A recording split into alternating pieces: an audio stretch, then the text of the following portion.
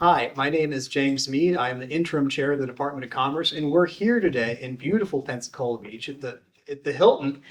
We have Terry Branch. He is the general manager here. He is here to tell us all about how you can actually get that job in the future. Adriana, one of our hospitality students, and then Professor Green, one of our distinguished professors in the department. So I'd like to start out with just a simple question.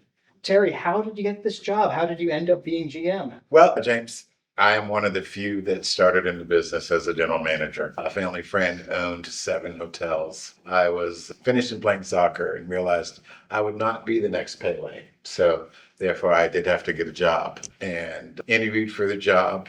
Fresh out of college, just like you guys said some quirky things during my interview. He asked at one point in time, what did I know about hotels? And I told him that I stole the towels because they made good seat covers for my car. And he still hired me. I know, I'm not recommending that. And so it kind of took off from there. And hospitality is a little strange. I always tell everyone, if you're hired in hospitality, you'll start at 7 a.m. You'll take your first break at 11. And at 11 o'clock, you're going to know whether you love it or you're just not coming back from your break. Oh, wow, it's that fast. Yes, it is. Okay, is that ever a problem in terms of employee turnover? No, because we do a very diligent process during our interview process. So, in terms of the systems, I'm not going to say that they're easy, but we look for someone with a servant's heart. And if you find that person with a servant's heart, that 11 o'clock is just going to be come and go, just like that. Okay, well, great. We have a lot of students here with us today, and I think many of them are here because they are interested in jobs in hospitality, but especially the hotel industry. What advice would you give them for getting the foot in the door, and maybe what does the progression look like to get to this managerial role? The foot in the door is key. Well, not a lot of us start in the business as a general manager. So you're going to have to work your way up. And when I say work your way up, you can come up through food and beverage world, whether, it's on the culinary side or the front of the house in terms of operations and food and beverage. Or be like myself, I came up through operations. I'm an operations guy through and through. I love the service side of it. That's what gets me going every single day. And then I love the humanitarian side of it for my employees. So, if you had to give the students some advice about what skills they could be working on, what classes maybe would be valuable to them that they can work on now. The class piece would be a little bit of a struggle. I was a sports management major in college. So I just knew that, if I wasn't a professional soccer player, I was going to go on to law school and then negotiate contracts for NBA players or NHL players. And I fell in love with something totally different. So the biggest thing to think about is that you have to remember when I drive to work every morning, I have a plan. I'm going to do this. I'm going to do this. Well, you could throw that out your car window on 98 or I-10. It's not going to happen that way. I promise. And that's the way it goes, right? You have to prioritize yourself. There's some things that you have to do, but you have to be flexible and you have to be able to adjust to be successful. So, what percent of being a good manager would you say is sort of those soft people skills and the flexibility versus the harder operations? In my role in a hotel of this size, majority of my time is the soft people skills, right? Out of the 300 employees, I only manage 4. I manage the director of human resources, director of food and beverage, assistant general manager, and the chief engineer. So I'm the lucky one, right? I get to go up on the floors and talk to housekeepers. I don't have to necessarily do the day-to-day management of it, but that's also my opportunity to pour into people. I call it an emotional deposit because I always say that if I don't come to work tomorrow, everyone's going to do their job. But if a housekeeper doesn't come to work tomorrow, oh, we're in trouble. So, Adriana, what questions do you have about the industry, the work, how you can get this kind of role? Yeah. So my first question is, here in Pensacola Beach, the competition is definitely fierce. How do you attract guests to your hotel? What makes your brand different, especially in the off season? One of the things I always say is that, in the hospitality world, we do 2 things, right? We sell beds and we sell toilets. There's lots of beds and toilets around here, right? So what separates us from the beds and toilets next door or down the street? And that's the service side of it, right? It's how we treat our guests when they come through the door, right? What kind of experience are we going to create for him or their children? And in talking with your employees, what are the things that they value the most about working with your hotel and with Innisfree in general? Judging by the length of service of my employees, they are a lot like me, but they have a servant's heart. Miss Shirley has been making omelets here for 22 years. She's won the Hospitality Hero Award for Escambia County.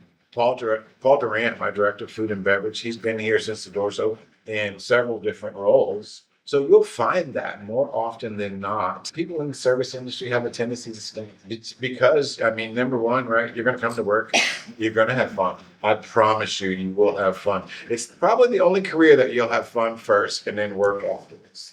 So let's talk a little bit more about that. I know that a lot of students are really interested in sort of the career path and often consider sort of the return on investment for their degrees. What you hear is you kind of start out at the bottom usually and work your way up in the hospitality industry. Would you say that that's an accurate assessment? And if so, what does career growth look like? And what does the salary growth look like when people move to those different levels? I think that that's a little bit of the past.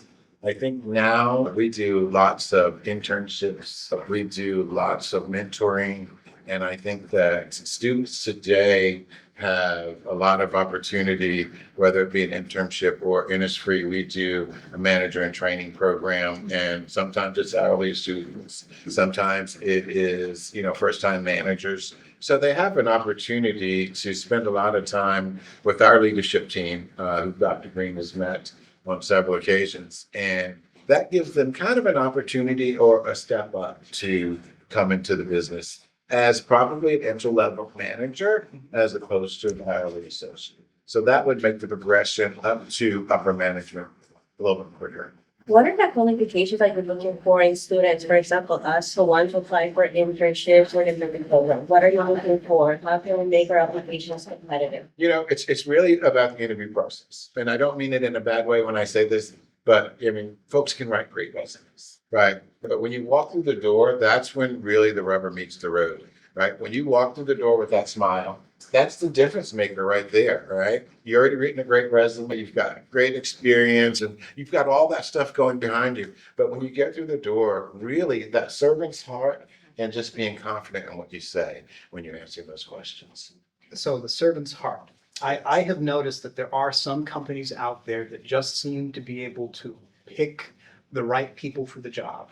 I think of Publix, I think of Chick-fil-A, I often think of hotels. What do you think the servant's heart is? I didn't know I had it. I'll be honest with you. My first job in the business, it was at a 66-room hotel. And in that role, night audit didn't take place at night. The general manager did the night audit. So I charged everyone. So I was really an accountant. And then I went to work for Marriott.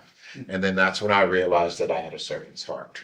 That's when I realized when a guest was encountering with me, whether it be the front desk or the lobby, and I got the goosebumps, kind of like you guys do when you make a post on Instagram or Facebook and you get 1,000 likes.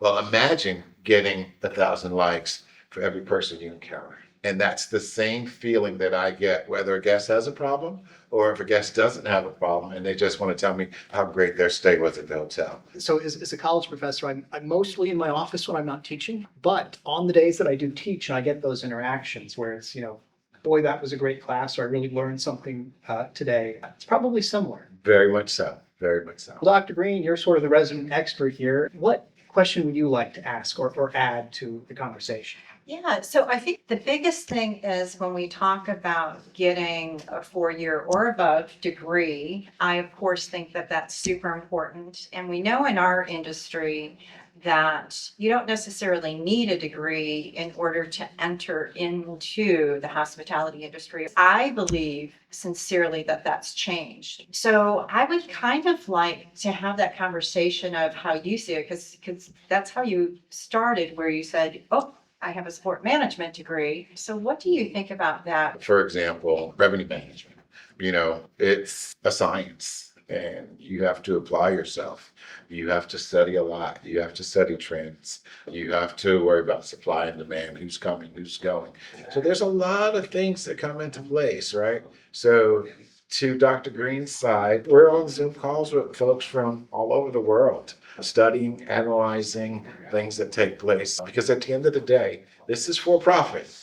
Okay, it is for profit, and the business side of it is obviously top line sales minus expenses, and you get what's called the GOP. It very much is how do you manage things? And that's where I call it the business Yeah. of hospitality.